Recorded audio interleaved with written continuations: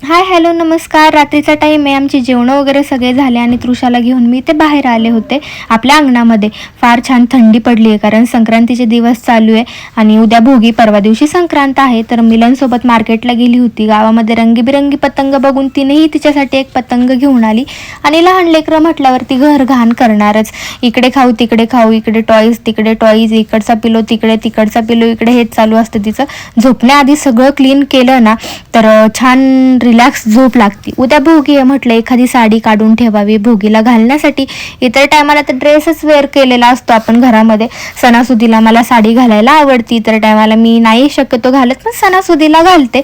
तर म्हटलं उद्या गडबड नको सकाळी, कारण घरातली कामं, स्वयंपाक हे गोष्टी असतात सणासुदीच्या दिवशी.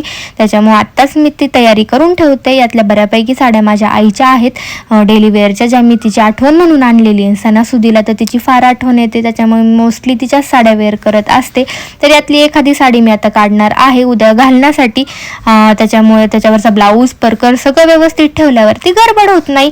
तर आता उद्या मॉर्निंगला तृषाला स्कूलही आहे, त्याच्यामुळे तीही तयारी करायची असते. तिचा युनिफॉर्म, स्कूल बॅग तेही सगळं काढून ठेवावं लागतं, म्हणजे सकाळी घाई गडबड होत नाही.